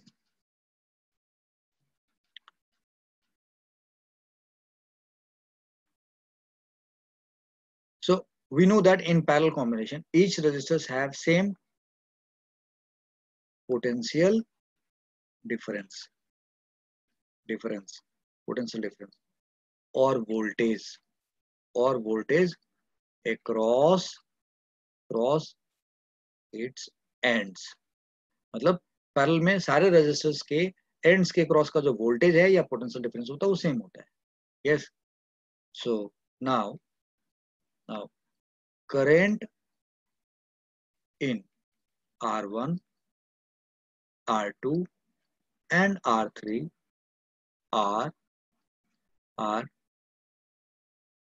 I1 is equal to V by R1, I2 V by R2, I3 that is V by R3. So it means That's okay. Therefore, total current is how much? So I is equal to how much? I1 plus I2 plus I3. सारे current को आप सम कर दो, right? So अगले page पे चलते हैं. So now I is equal to I1 plus I2 plus I3, right? अभी यहाँ पे लिख लिया हमने. Therefore total current is this. तो since I is equal to ये है, अब I को तो अभी आपने बोला कि V by R1 लिखेंगे, इसको V by R2 लिखेंगे, और इसको क्या लिखेंगे? V by R3 लिखेंगे आप. So यानी कि this I can be written as V common, and this is 1 by R1 plus 1 by R2 plus 1 by R3, ऐसे लिख देंगे. करेक्ट, लिख दिया जी हमने. अब ये हमारे पास, इसको आप एक इंपॉर्टेंट इक्वेशन मान लो. This is your equation 1. इसको इक्वेशन 1 मान लो. Okay fine. आपको क्या करना है? आर इक्विवेलेंट निकालना है. आर इक्विवेलेंट क्या होता है वो मैंने पीछे समझा दिया आपको, यहाँ पे अच्छे तरीके से समझा दिया है. What is R equivalent? तो अब मैं ये कह रहा हूं कि आपको एक ऐसा रेजिस्टेंस चाहिए जो जितना करंट इन तीनों ने मिलकर के इस सेल से निकलवाया है, आपको अकेला एक ऐसा रेजिस्टेंस मिले जो इससे उतना ही करंट निकाल सके. ठीक है. So let R equivalent is equal to R. Let R equivalent is equal to R. Then I should be equal to V upon R equivalent. तो अगर R equivalent R के बराबर है तो वो अकेले यानी कि सेम सोर्स से यानी कि हमने यहाँ पे ऐसे दिखा दिया, ये V है, और अब यहाँ पे हमने दिखा दिया हेलो, ये R equivalent लगा दिया, ये R equivalent. और ऐसे समझिए बच्चा लोग कि इससे जितना करंट यहां से निकल रहा है, राइट, ठीक है, इसमें I1 गया, इसमें I2 गया, इसमें I3 गया, यहाँ से ऐसे, यहाँ से करंट ऐसे, यहाँ से ऐसे, ये यहाँ आ गया, फिर ये दोनों मिलके यहाँ आ गए, फिर ये दोनों मिलके यहाँ आ गए, और फिर ये यहाँ चला है. ये करंट समझ में आया बच्चा लोग? यहाँ से करंट चला, फिर इसमें I1 गया, इस यहाँ से करंट कितना आया? I sir. ये I कितना था? I1 plus I2 plus I3 था. I1 इधर भेज दिया, I2 इधर. यहाँ कितना करंट आया? देखो यहाँ से चला I में से इधर कितना चला गया? I1. तो इधर बचा कितना है? I2 plus I3. फिर इसमें से I2 चला गया तो इधर कितना है? I3. ये टोटल इससे यहाँ से फिर I2 आया, I3 आया, फिर I2 प्लस I3 आ गया. आपको समझ में आ रहा ना? मैं जरा ये बात आपको समझा देना चाहूंगा. यहाँ से I चला, ये I किसके बराबर है? ये है I1 plus I2 plus I3 के बराबर है. यहाँ से यहाँ पे ये I आया, इधर चला गया. अब यहाँ कितना आ रहा है? I2 प्लस I3 करंट आ रहा है. फिर यहाँ करंट का कितना आ रहा है? सिर्फ I3. यहाँ से चला I3. फिर यहाँ करंट कितना हो गया? I2 plus I3. ये दोनों ये यहाँ से इधर आया, यहाँ से दोनों करंट ऐड हो गए. फिर ये चला गया, यहाँ से I1 आ गया, तो यहाँ से क्या आ गया? I1 plus I2 plus I3. मेरे प्यारे बच्चों, आप लोगों को ये बात समझ में आई कि नहीं आई? अरे भाई, यहाँ से जो करंट आया वो इसमें से टोटल, आपको मालूम है ना कि अब ये तुम कहोगे सर ये तो अपने हिसाब से लेता था. अरे भाई, अब तो तीनों जुड़े हुए हैं ना, तो तीनों जुड़े हुए हैं, तो यहाँ से तो जो टोटल करंट चल रहा है वो तीनों के हिसाब से चल रहा है. फिर इसमें चला गया, इसमें चला गया, इसमें चला गया, यानी कि यहाँ से टोटल I आया. यानी कि यहाँ से I में से I1 चला गया तो इधर कितना आ रहा था? I2 प्लस I3 आ रहा था. अब इसमें भी I2 चला गया तो इधर कितना आ रहा था? I3. फिर ये I3 यहाँ आया और ये I2. अब ये दोनों मिलके जाएंगे तो I2 प्लस I3 बनेगा ना फिर. और फिर इधर से ये I1 आ गया तो I1 plus I2 plus I3 बनेगा ना. मैंने समझा दिया आपको मेरे ख्याल से. ठीक है. अब हमने कहा कि अगर हम ये कहें कि हमें तो एक आर इक्विवेलेंट चाहिए जो अकेला उतना ही करंट निकाल सके, तो हमने बोला कि ये तो भाई V है और ये है आर इक्विवेलेंट, हमें यहां से भी उतना ही करंट चाहिए, I और I, जितना इन सब लोगों ने मिलकर निकाला है. सो हमने यहाँ कहा कि भाई let R equivalent is R, then I should be equal to what? भाई V अपॉन आर इक्विवेलेंट करोगे तो ये I होना चाहिए. सो therefore this is your equation 2. ये आप आ रहा है इक्वेशन 2. और दोनों I की वैल्यू क्या होनी चाहिए? सेम होना चाहिए. तो हम कहेंगे बाई 1 एंड 2, दोनों इक्वेशन को आप इक्वेट कर दो. भाई अगर इसका ये वैल्यू है, इसका ये वैल्यू है, और दोनों I सेम है, तो दोनों का लेफ्ट हैंड सेम है, तो राइट हैंड साइड भी सेम होना चाहिए. तो आप क्या लिखोगे? V by R equivalent is equal to what? V. और यहाँ क्या लिखोगे? 1 by R1 plus 1 by R2 plus 1 by R3. आप ऐसे लिखोगे. अब यहाँ से V दोनों तरफ से कट जाएगा, तो यहाँ से आपको क्या रिजल्ट निकल के आएगा? 1 by R equivalent is equal to 1 by R1 plus 1 by R2 plus 1 by R3. ये रिजल्ट आएगा आपके पास. This will be your result. बच्चा लोग समझ गए मेरी बात? ये रिजल्ट बन के आपके लिए खड़ा है. ये रिजल्ट आएगा जिसमें से 1/R equivalent is equal to 1/R1 plus 1/R2 plus R3। अब यहाँ पे हम इस बात को ऐसे लिख सकते हैं क्या, कि जब पैरेलल कॉम्बिनेशन होता है ना, तो पैरेलल कॉम्बिनेशन होता है तो जो सर्किट का, यानी कि पूरे सर्किट का जो R इक्विवेलेंट होता है उसका जो रेसिप्रोकल होगा, सुना आपने, पैरेलल कॉम्बिनेशन में अगर हमें आर इक्विवेलेंट निकालने की बात करें तो जो सर्किट का आर इक्विवेलेंट होता है उसका जो रेसिप्रोकल होगा, यानी कि 1/R इक्विवेलेंट होगा, वो सर्किट में सारे रेजिस्टेंसेस का जो रेसिप्रोकल है उन रेसिप्रोकल का एडिशन के बराबर होता है। यही सीखा है ना आपने। So what we noted here, यानी कि यहां से हम एक बहुत इंपॉर्टेंट पॉइंट नोट करें तो, so right, sum of reciprocal sum of reciprocal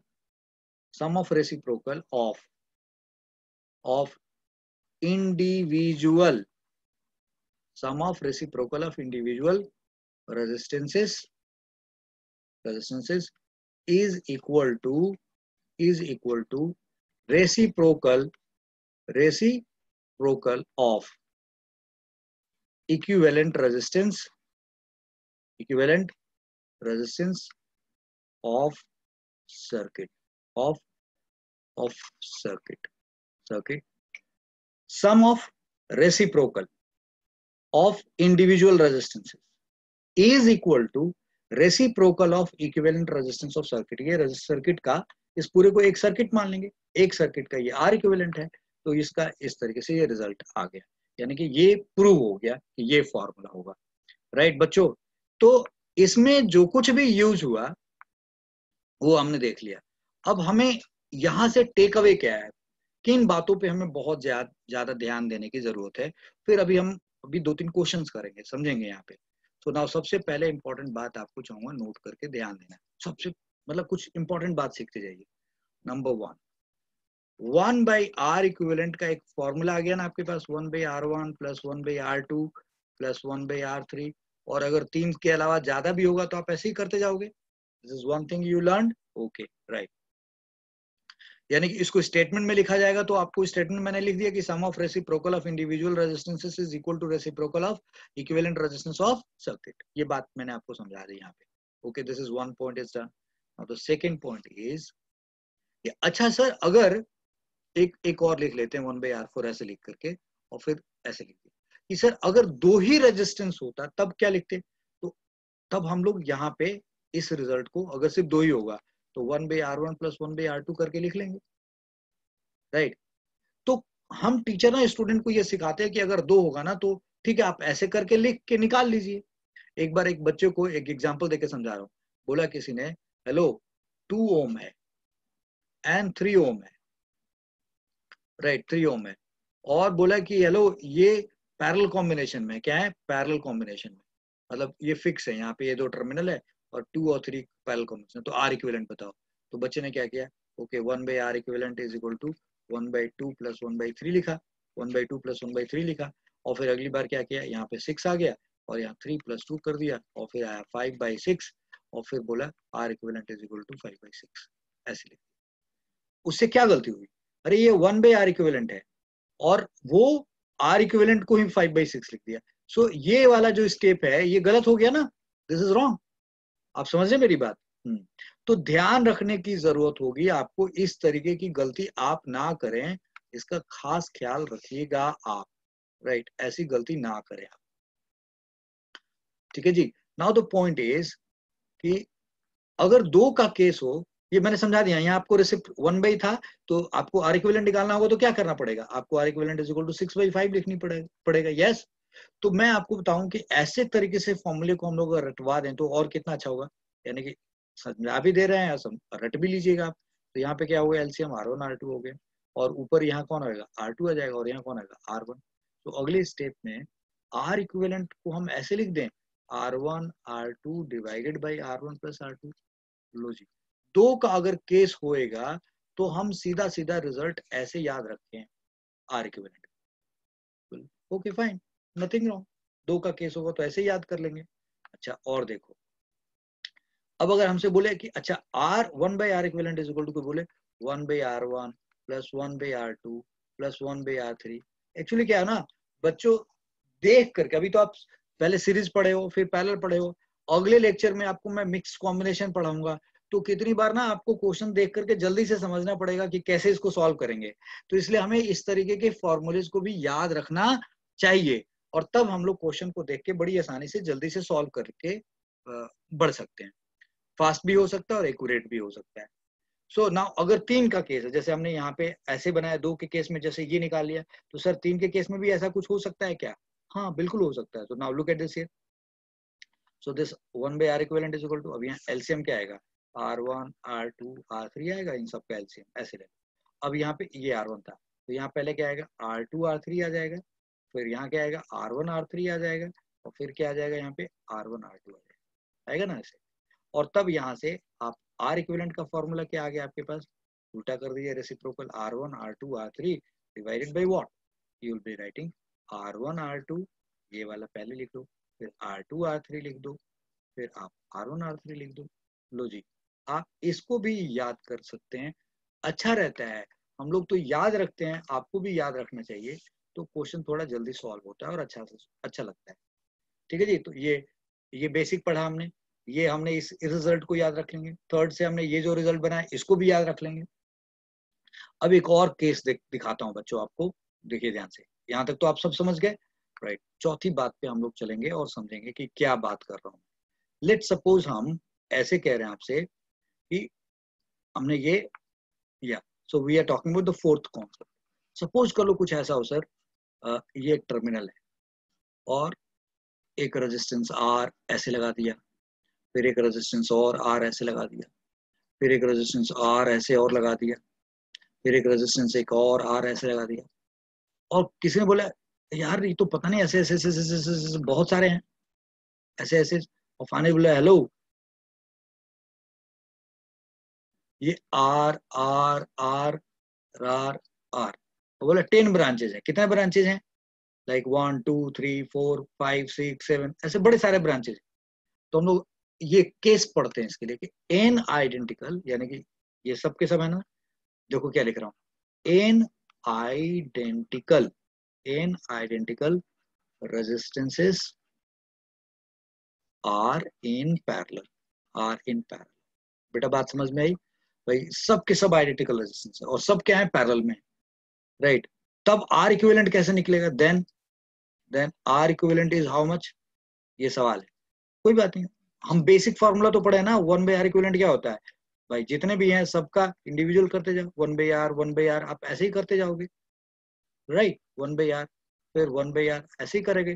कितने टाइम्स करोगे, अगर n ब्रांचेज है यहाँ पे तो n ब्रांचेज है, n ब्रांचेज आप पढ़ लोगे ना, ऐसा नहीं कि n ब्रांचेज ऐसे लिखे, n branches, n branches, n number of branches है। तो इस तरीके से अगर n ब्रांचेज होगा तो ये कितनी बार जाएगा, n टाइम्स जाएगा, n टाइम्स। तो फाइनली ये क्या आएगा, ऐसे सब अच्छे से, ये देखो आर था, सो n टाइम्स है। तो अगर जैसे मान लो कि 1/2, एक बड़ी सिंपल सी 1/2 प्लस 1/2 प्लस 1/2, तो आपको पता है ना कि ये 3/2 होता है, क्योंकि आपने सीधा जितनी बार है उतनी बार लिख दिया, यू ऑल नो दैट। तो इनको आप क्या लिख सकते हैं, n/r लिख सकते हैं, 1/r, 2 यार की 2 होता तो 2/r लिखते, सबका r ऐसा ही करते, तो r 1 n/r हो गया, ये 1/r equivalent is equal to n/r। तो r equivalent is equal to how much, r/n। ये एक अच्छा फॉर्मूला हमारे पास आ गया, r/n। इस केस में हम लोग ऐसे इसको सॉल्व कर रहे हैं, राइट। सो ये r/n हमारे पास आ गया। तो हमने यहाँ पे क्या किया, हमने यहाँ पे 1 2 3 4 ये 4 पार्ट हमने कर लिया, समझ में आया। अब मैं यहाँ पे एक छोटा सा सवाल आपसे पूछ लूं, मेरा मन कर रहा है आपसे पूछने का, देखते हैं आप क्या कर पा रहे हो। एक क्वेश्चन यहीं पे करते हैं जल्दी से, कि सपोज कर लो सर ये कोई V वोल्ट की बैटरी थी, और किसी ने बोला यहाँ पे एक 10 ओम का रेजिस्टेंस है, कितने ओम का, 10 ओम का, और फिर आगे यहाँ पे 4 ओम, फिर 4 ओम, एंड फिर 4 ओम, एंड फिर 4 ओम, ऐसे। और इन सबको मैंने ऐसे कनेक्ट कर दिया, और इन सबको बोला कि ये 4 ओम के हैं, 4 ओम के हैं, 4 ओम के हैं, और 4 ओम के हैं, और 4 ओम के हैं, राइट। और ये 10 ओम का है, और यहाँ पे बोला जी अब ये जो सर्किट है ए और बी, बताओ इस पूरे का नीचे का ये जो नीचे पार्ट है आर इक्विवेलेंट बताओ, find R equivalent, find R equivalent. क्या करेंगे आप? अब आप कहेंगे सर वन, मैं ऐसे करूंगा 1/R equivalent is equal to 1/10, ऐसे लिखूंगा, फिर 1 ऐसे ऐसे करता जाऊंगा, तो फिर फॉर्मूला सीखने का क्या फायदा था? इसका तो कोई फायदा नहीं होगा। तो अब आप देखिए धड़ से क्या करिए, पता ना कि ये 4 है, 4 है, 4 है, 4 है, इन चारों का आर इक्विवेलेंट क्या बनेगा? R/N।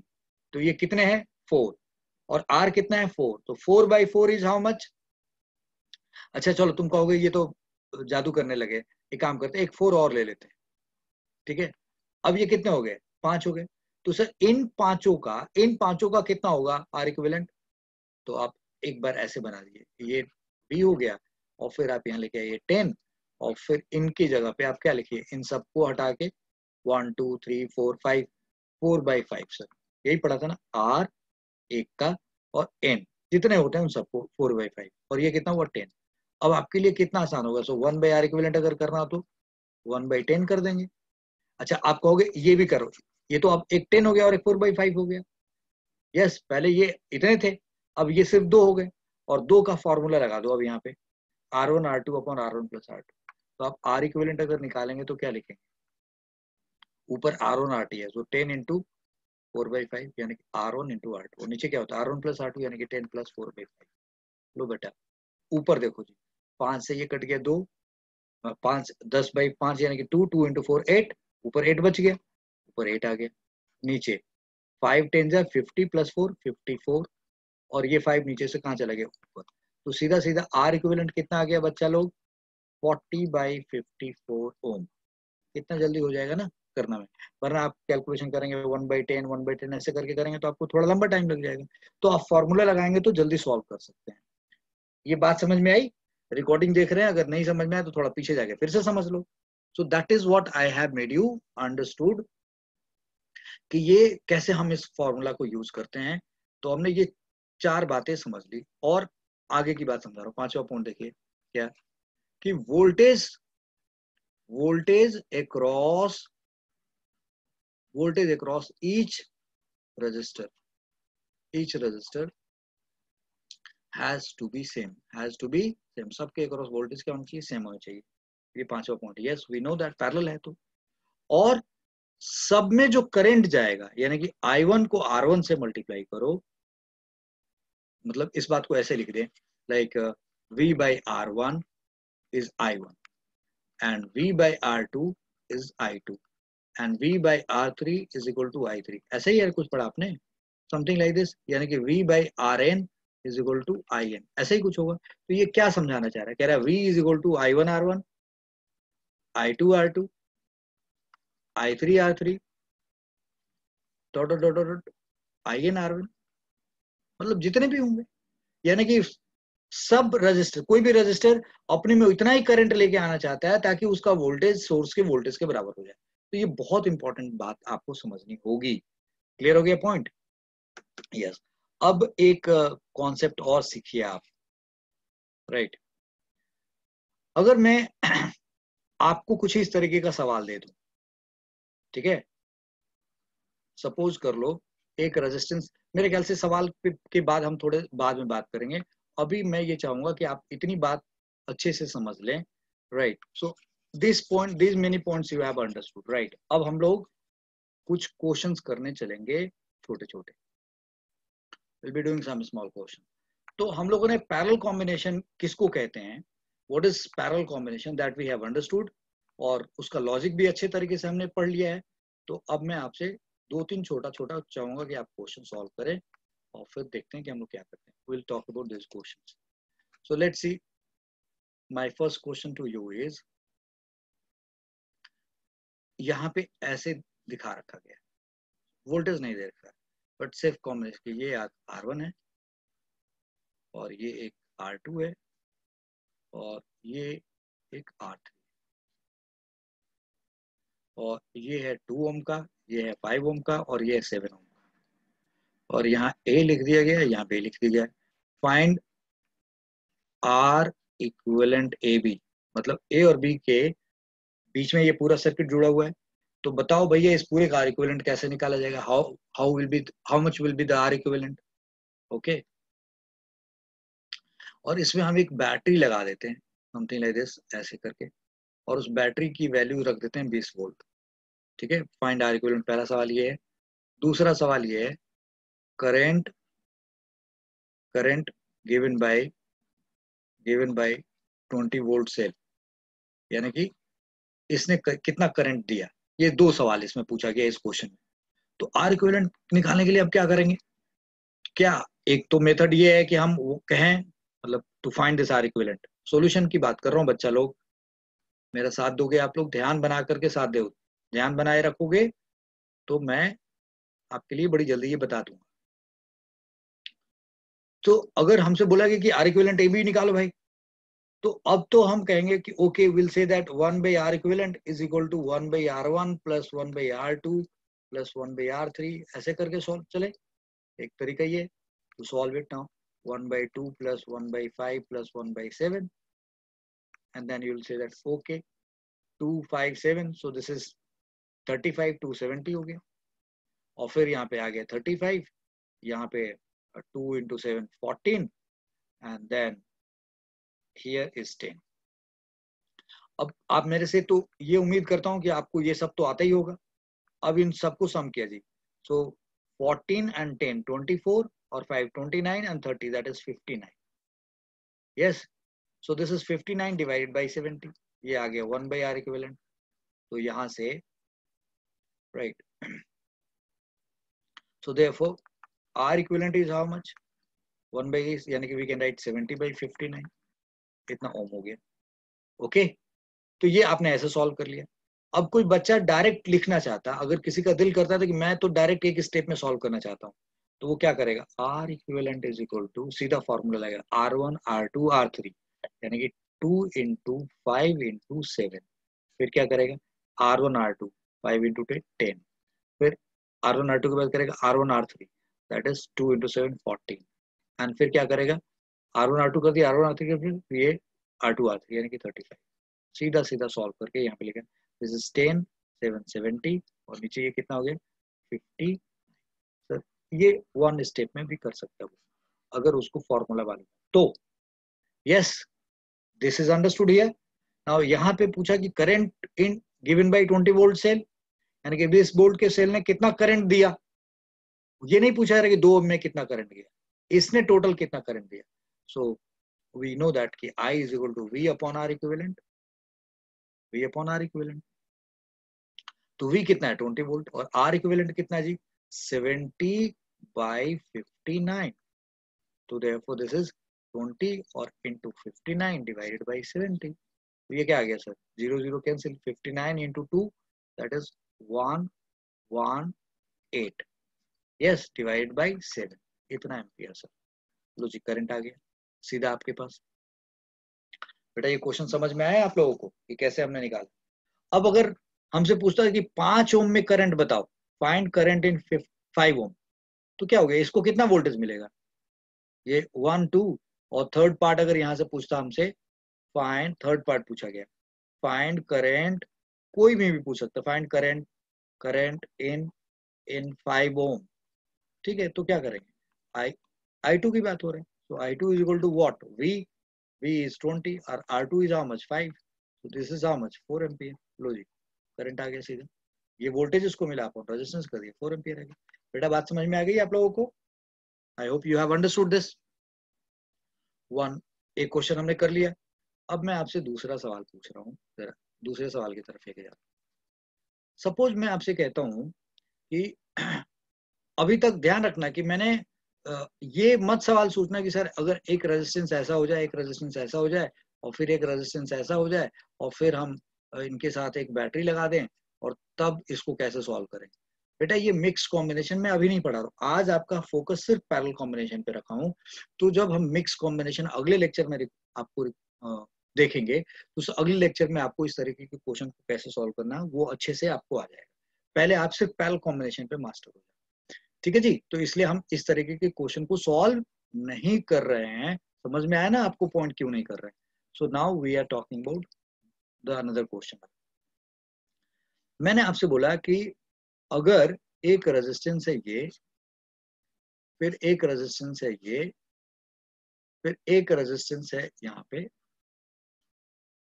राइट, और यहाँ एक बैटरी मैंने तीन, अब तुम कहोगे सर 4 भी ले लीजिए, चलो 4 ले लेते हैं, राइट, और मैंने यहाँ पे एक बैटरी लगा दिया, राइट, और यस बैटरी लगा दिया, चलो जी बैटरी लगा दिया।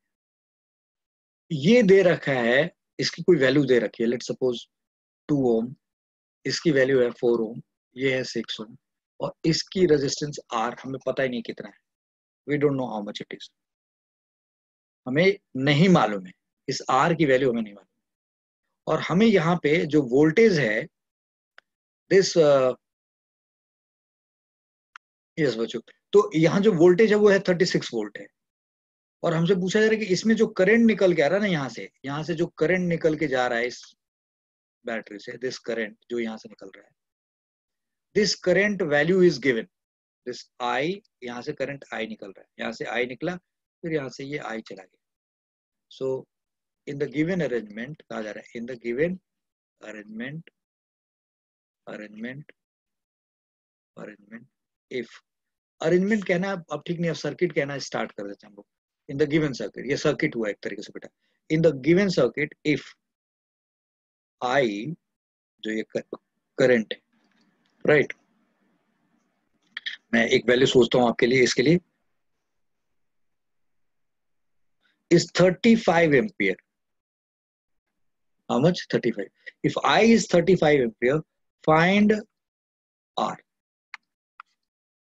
यानी कि अगर इस सेल से 35 एम्पियर का करंट निकल रहा है तो इस आर की वैल्यू बताओ क्या होगा, कैसे सॉल्व करोगे आप? तो भाई देखो यहां से तो 35 एम्पियर निकल रहा है, तो अब क्या करेंगे, इसमें कितना करंट गया, इसमें कितना करंट गया, इसमें कितना करंट गया, इसमें कितना करंट गया, that's what the point is. तो पहले हम इसको I1 कह देते हैं, इसको I2 कह देते हैं, इसको I3 कह देते हैं, और इसको I4 कह देते हैं, लुक एट दिस हियर, सो हमसे बोला गया फाइंड आर, तो हमने बोला ओके I1 निकालना है, सो I1 के लिए क्या करेंगे, तो I1 कितना होगा, ये 36 वोल्ट इसको मिल रहा है और ये 2 ओम का है, 36/2 that is 18 ampere current, okay. I2 की बात करें वो कितना होगा सर, तो ये 4 है और ये 36 है, यानी कि 36 divided bye 4 that is 9 ampere sir. I3 की बात करें सर, ये 36 डिवाइडेड बाय 6 है, that comes out 6 ampere sir, ये 6 एम्पियर का करंट हो गया। I4 पता नहीं sir, 36 divided by R sir, हमें नहीं मालूम क्या है, लेकिन हमें I1, I2 और I3 तो पता चल गया ना, और I होना किसके बराबर चाहिए था, I1 plus I2 plus I3 plus I4 के बराबर होना चाहिए, और I कितना दे रखा है 35, so now this 35 is equal to 18 plus 9 plus 6 और I4 पता नहीं I4 कितना, सो 35 में से ये माइनस कर दे तो ये कितना होगा 33, and that is equal to I4, यानी कि I4 कितना आ गया यहाँ से 2 एम्पियर, यानी कि इसमें 2 एम्पियर का करंट जा रहा है, कंफर्म आपने इस बेसिक से, जब इसमें 2 एम्पियर का करंट जा रहा है और इसका रेजिस्टेंस हमें नहीं मालूम है, तो हमें इस आर को पता करना है, तो चाहे जो भी हो, नाउ नाउ I4 को R से मल्टीप्लाई करेंगे तो जो वोल्टेज होना चाहिए वो कितना होना चाहिए 36 होना चाहिए, यानी कि I4 is equal to now R is equal to now what 36 by I4, और दिस इज 36 और यहाँ कितना आ गया 2, ये कितना आ गया 18 ampere, 18 ohm, so this is 18 ohm का रेजिस्टेंस आ गया, यानी कि this R is equal to 18 ohm का हमने रेजिस्टेंस निकाला। बेटा आप लोग समझ पाए इस बात को, तो इस तरीके से हमने R की वैल्यूज निकाल ली, क्लियर है पॉइंट, यस। तो अभी हमने देखा यहाँ पे क्या दे रखा था, पिछले क्वेश्चन में हमें क्या बोला गया भाई, वोल्टेज दे रखा था, आर इक्विवेलेंट पूछा गया, किसी एक में करंट भी पूछा जा सकता है, और हमसे पूरे सेल का करंट भी पूछा गया कि कितना निकाल गया, ओके फाइन। यहाँ पे हमने क्या किया, सेल से करंट निकल रहा है, सेल का वोल्टेज है, कुछ रेजिस्टेंस दे रखा है, एक रेजिस्टेंस की वैल्यूज निकालनी थी, हमने वो भी करके देख लिया कि कैसे करेंगे। अब अगर मैं आपसे कुछ इस तरीके का सवाल रखूं, लुक एट दिस हियर, एक क्वेश्चन और रखते हैं बेटा यहाँ पे, राइट, एक क्वेश्चन और रखते हैं ना, मैंने बोला एक क्वेश्चन और देखते हैं, तो देखो मैंने आपके लिए एक स्पेशल क्वेश्चन रखा हुआ है, थोड़ा सा दिमाग लगाओगे तो आप इमीडिएटली सॉल्व कर लोगे। यहाँ एक ऐसे सोर्स यहाँ पे कोई कनेक्ट होगा, हमें यहाँ नहीं बताएगा कि वो सोर्स उसका वोल्टेज कितना है, that has not been told, कि हमें इस सोर्स का वोल्टेज नहीं बताया गया, बोला इसका वोल्टेज V है। और इसके साथ पैरेलल में एक रेजिस्टेंस कनेक्ट किया है 2 ओम और एक रेजिस्टेंस कनेक्ट किया 4 ओम। 2 ओम में करंट कितना जा रहा है, I1 की वैल्यू है 4 एम्पियर, और 4 ओम में कितना करंट जा रहा है I2 हमें नहीं पता। और ये I1 है, और पूछा गया आपसे कि यहाँ पे I want that this is, now this question हमारे सामने ये है कि इस वोल्टेज से अगर यहाँ पे जो भी, यानी कि यहाँ से करंट कितना I कितना चल रहा है, अगर ये I1 दे रखा है, मतलब इस पूरे क्वेश्चन में in the given circuit, in the given circuit, given circuit, circuit क्या क्या दे रखा है, इसमें कितना करंट है I2 हमें नहीं पता, I1 की वैल्यू मालूम है, यानी कि R1 मालूम है, R2 मालूम है, यानी कि R1 is equal to 2 ohm and I1 निकालना है, V निकालना है। कैसे सॉल्व करेंगे, बड़ी छोटी सी बात है भाई, सॉल्यूशन चलते हैं, देखो इसको करने के लिए विल जस्ट डू दिस, इसका सॉल्यूशन करते हैं भाई। कैसे करेंगे हम लोग,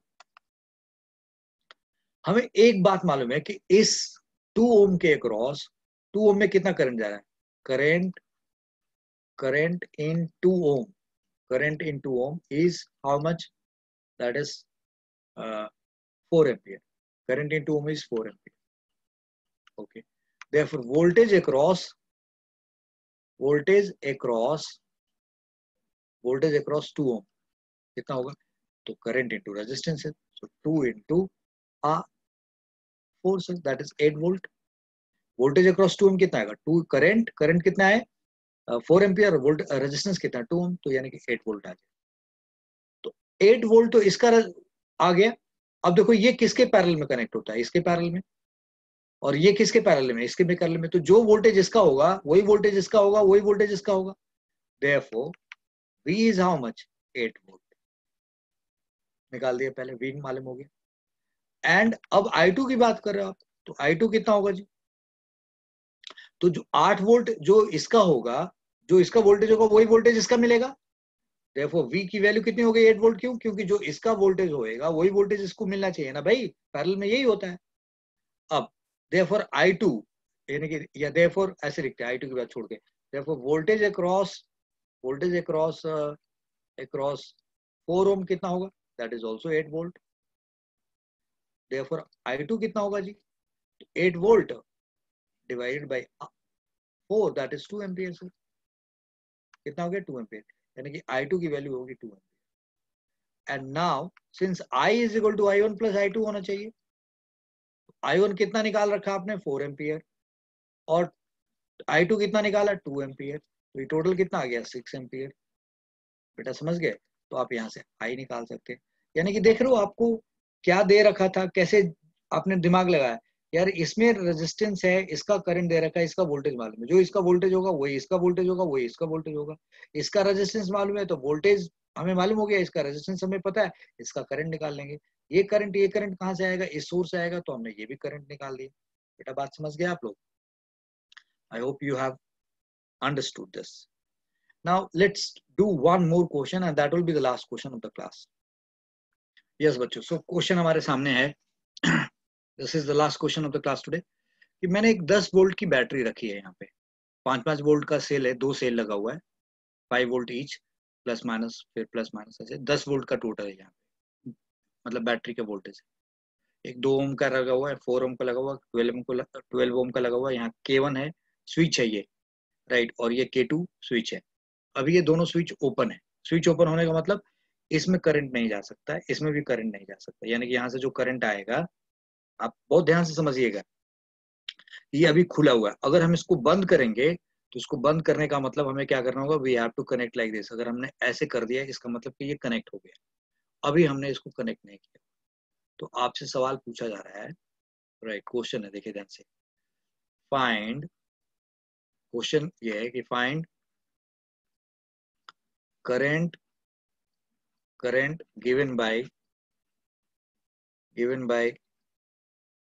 given by battery, by current, find current given by battery, number 1, K1 and K2 both open, मतलब दोनों खुले हुए हैं. Number 2, K1 closed, K2 open,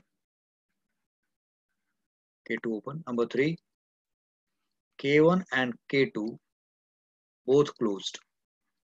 close होने का मतलब उसमें करंट जाएगा, ये सवाल है. तो मतलब इस सेल से कितना करंट निकलेगा, right. Find current given bye battery पूछा गया. ठीक है जी, क्वेश्चन इतना ही है. अब आपको समझ के सॉल्व करना है. तो देखिए, देखो बड़ा सिंपल सी बात है कि अगर K1 क्लोज नहीं है, ओपन है, मतलब ये चीज इसके साथ पैरेलल में कनेक्टेड नहीं है अभी. दिस इज नॉट कनेक्टेड जब तक कि, क्यों, क्योंकि इसका एक टर्मिनल यहाँ तो है, बट इसका दूसरा टर्मिनल जो रेजिस्टेंस का हो तो इसके साथ नेगेटिव से जुड़ा हुआ है ही नहीं, इसलिए ये पैरेलल में नहीं है, ये भी पैरेलल में नहीं. फिर ये किस में है सर? ये किसी में भी नहीं. तो अगर K1 और K2 दोनों ओपन होगा तो सिर्फ यही इसके साथ कनेक्टेड होगा, तब उस केस में इसमें और इसमें कोई करंट नहीं जाएगा. सो फर्स्ट पार्ट का K1 and K2 both open, both open, then no current, no then 4 ohm and 12 ohm are not in circuit, are not in circuit. फिर वो सर्किट में एक तरीके से है नहीं, are not in circuit. Therefore सीधा सीधा 10 वोल्ट है और ये 2 ओम है. Therefore I कितना होगा जी? 10 10 volt divided by 2 ohm, that is 5 ampere. ये आपका आंसर है first part. Okay, now K1 closed and K2 open, K2 open. This implies that then 12 ohm is not in circuit, is not in circuit.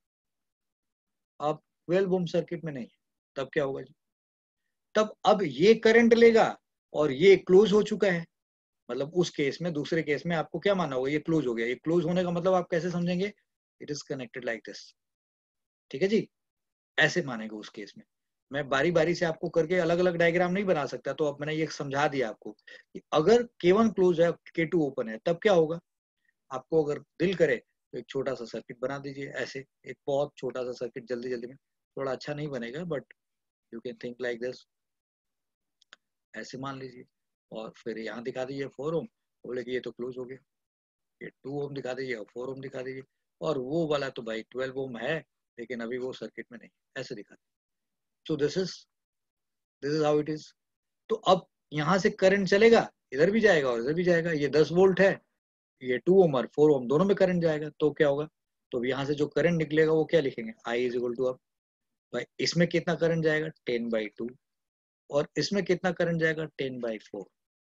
अब ये I की value ये होगी. तो ये कितना है? 5, और ये कितना है? 2.5, दैट इज 7.5 एम्पियर. बेटा बात समझ गए आप?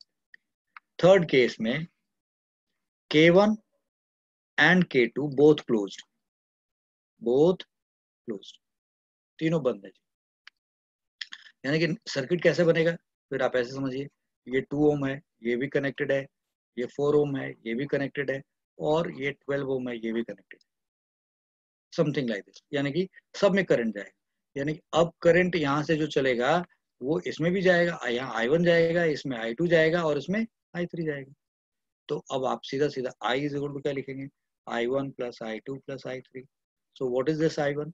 देख रहे हैं यहाँ 5 एम्पियर था, तो इसमें अभी भी 5 एम्पियर है, इसमें 2.5 एम्पियर चला गया. तो अब ये कितना आएगा? 10/2, 5 एम्पियर ही आएगा. ये कितना आएगा? 10/4. और यहाँ क्या हो गया? 10/12 आएगा, ये ऐड हो गया. यानी कि ये दोनों मिलके तो 7.5 थे ही, अब ये सिर्फ ऐड हो जाएगा. सो 10/12 है, 10/12 ये हमने. अब आप इसको सिंप्लीफाई कर लीजिएगा, सॉल्व कर लीजिएगा, इस तरीके से करंट आ गया. तो बेटा पैरेलल कॉम्बिनेशन समझ रहे थे हम लोग, और मैं उम्मीद करता हूँ कि आप इस बहुत इंपॉर्टेंट लेक्चर को एक बार में आपने पूरा समझ लिया. मुझे तो उम्मीद है कि पूरा समझ जाओगे आप, नहीं तो आप थोड़ा बार बार देखिएगा, आपको पूरी तरीके से समझ में आ जाएगा. Right. So thank you very much for being in this class, and उम्मीद करता हूँ कि आपको अच्छा लगा होगा. और हम, मुझे कैसे पता चलेगा कि आपको अच्छा लगा होगा? There are 2 ways. एक, आप कमेंट लिखेंगे, और दूसरा आप लाइक को प्रेस करेंगे, लाइक दबाएंगे, तभी जाके हमें पता चलेगा. तो मैं आपसे ये कहूंगा कि मुझे पता होना चाहिए कि आपको अच्छा लग रहा है, और मुझे जब ये पता चलेगा कि आपको अच्छा लग रहा है तो हम और अच्छे लेक्चर्स आपको अपलोड करके आपको देंगे ताकि आप और अच्छे से पढ़ाई कर सकें। So please keep watching this channel, subscribe भी करिए, दूसरे फ्रेंड्स के पास भी भेजिए, प्रमोट करिए एंड खूब आराम से, खूब तहे दिल से आप लोग पढ़ाई करिए। इसी के साथ आप सब लोगों को धन्यवाद। आज मैं आपसे विदा लेता हूँ, अगली क्लास में मैं फिर मिलूंगा। अगला लेक्चर जो होगा वो लेक्चर नंबर 8 होएगा। वहां पे हम मिक्स्ड कॉम्बिनेशन पढ़ेंगे और फिर कैसे सीरीज एंड पैरेलल जब कंबाइन होएगा तो उसके क्वेश्चन को कैसे सॉल्व करेंगे। अगर आपको इसमें से कुछ नहीं समझ में आया होगा तो आप कमेंट सेक्शन में हमें लिख के भेजिएगा and I will be replying you for your questions and queries. Description में आपको वीडियो के डिस्क्रिप्शन में वो प्लेलिस्ट का लिंक दिया होगा जहाँ पे आप सारे लेक्चर 10th क्लास का इकट्ठे मिल रहे होंगे फिजिक्स के, आप वो देख सकते हैं। तो thank you very much, God bless you, thank you.